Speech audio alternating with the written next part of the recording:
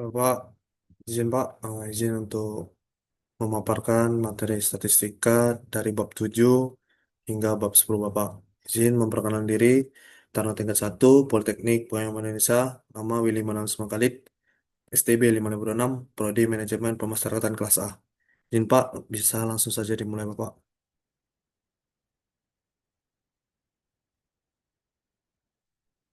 Yang pertama daftar isi yaitu ada bab 7 tentang validitas dan reliabilitas, bab 8 uji persyaratan analisis data, bab 9 analisis regresi dan korelasi berganda, dan bab 10 ada uji PET analisis. Nah, di sini langsung dimulai dari bab 7 Pak, yaitu tentang validitas dan reliabilitas. Di mana validitas adalah sejauh mana suatu instrumen mampu mengukur apa yang seharusnya diukur secara tepat dan akurat. Instrumen dikatakan valid jika sesuai dengan tujuan penelitian. Namun, validitas bersifat kontekstual dan tidak otomatis berlaku untuk situasi lain. Misalnya, skala stres akademik yang valid untuk mahasiswa psikologi tidak selalu valid untuk mahasiswa teknik. Validitas dibagi menjadi internal yang menilai keakuratan hasil di dalam penelitian itu sendiri, dan eksternal yang menilai sejauh mana hasil dapat digeneralisasikan ke populasi lain. Dengan kata lain, validitas memastikan data yang diperoleh sesuai dengan variabel yang diteliti dan relevan dengan tujuan penelitian. Reliabilitas menunjukkan sejauh mana suatu instrumen menghasilkan hasil pengukuran yang konsisten jika diulang beberapa kali. Reliabilitas menekankan konsistensi atau keajangan data, namun instrumen yang reliabel belum tentu valid karena bisa konsisten tetapi salah dalam mengukur variabel yang dimaksud. Reliabilitas juga menjadi syarat penting untuk menguji validitas instrumen. Siap, izin Pak, ini tentang tutorial uji validitas menggunakan SPSS. Di sini seperti yang diajarkan Bapak waktu itu, langkah-langkahnya pertama siapkan data yang akan diolah, misalnya seperti pada tangkapan yang ada di layar ini Bapak. Yang kedua, dengan membuka SPSS dan lengkapi variabel sesuai dengan data yang akan diolah. Yang ketiga, salin data dari Excel. Yang keempat, pada data view, klik kanan pada sel lalu paste. Yang kelima, gulir ke bawah untuk memastikan tidak ada data hilang atau yang miss, Bapak.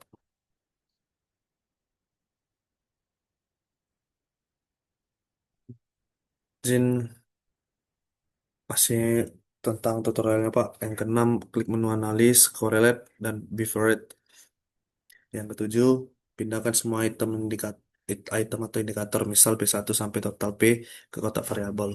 Yang kedelapan, centang persen dan pilih to tiled. Yang sembilan, klik OK.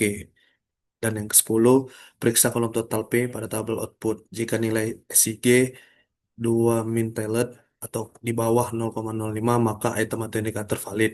Jika nilai persen di atas R sesuai R tabel, item atau indikator juga valid.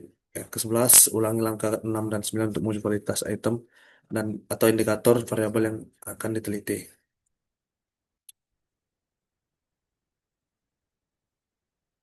Coba, izin, ini tutorial uji reliabilitas menggunakan SPSS, di mana langkah 1 sampai langkah 4 masih sama seperti yang sebelumnya, Pak. Dan langkah ke-6 itu klik menu analis, scale, reliability, lalu analis. Yang ketujuh, masukkan semua item atau indikator, misal P1 sampai P6 kecuali total P ke kotak variabel. Contohnya seperti gambar ini, Pak. Yang ke-8, klik statistik, centang hitam, scale, dan scale if item delete, kemudian klik continue. Dan ke-9, klik OK. Yang ke-10, jika nilai cron speed alpha di atas 0,70 maka variabel dinyatakan reliable. Yang ke-11, ulang langkah 6 sampai 10 untuk menguji reliabilitas atau item atau indikator variabel lain yang diteliti.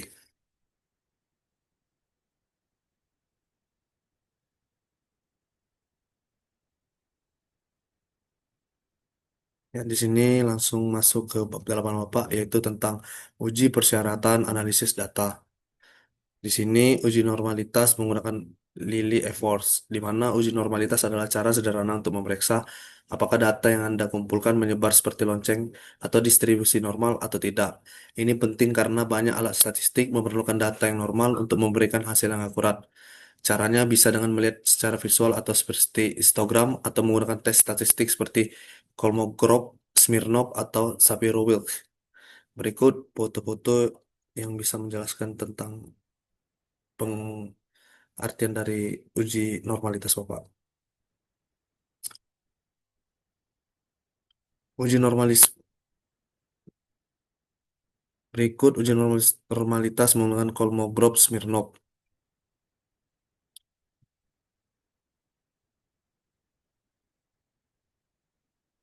Di sini masih menggunakan SPSS, Bapak, di mana langkahnya masih sama, hanya saja yang di bagian klik analis yaitu mengklik non per tes, lalu pilih satu single K sampai S, dan jadilah di kotak seperti ini, Pak.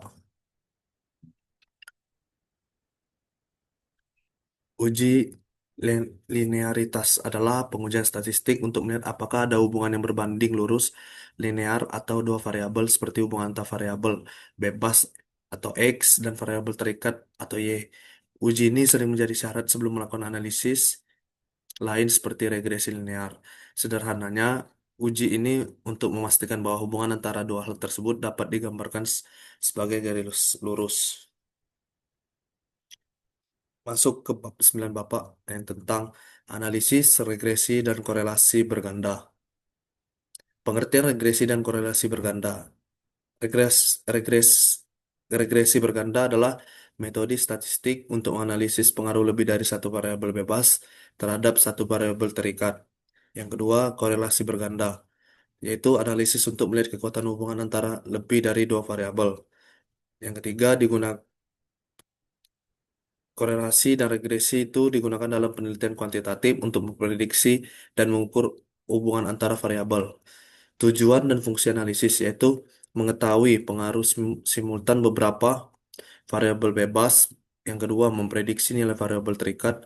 Yang ketiga, mengetahui hubungan antar variabel. Yang keempat, membantu pengambilan keputusan berbasis data.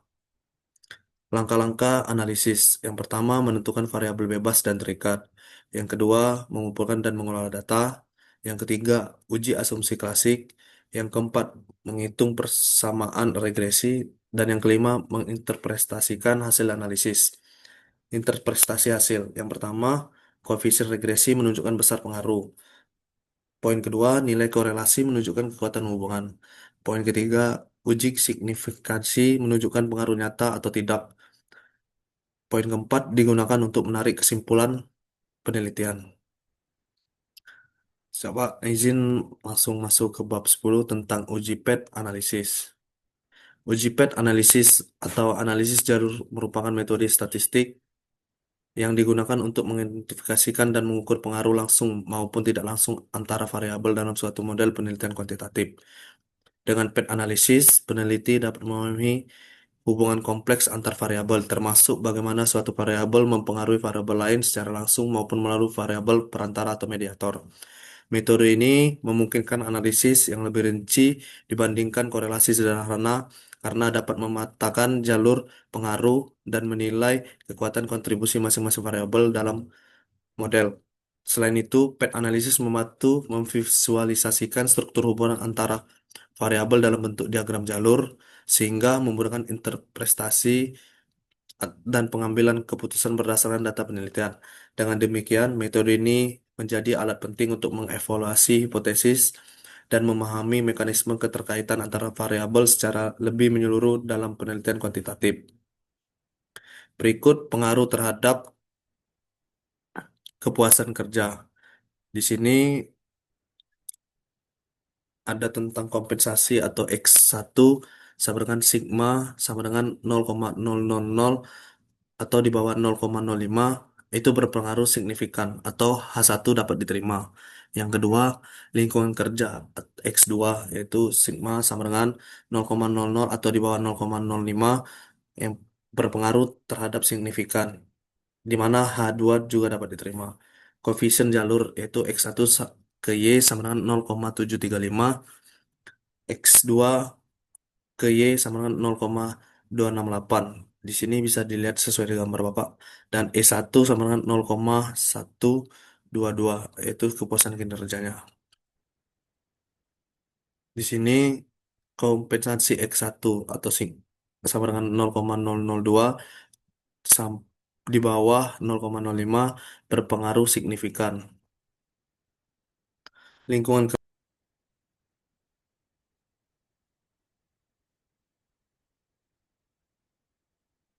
di bawah kan ada itu kan? Pak?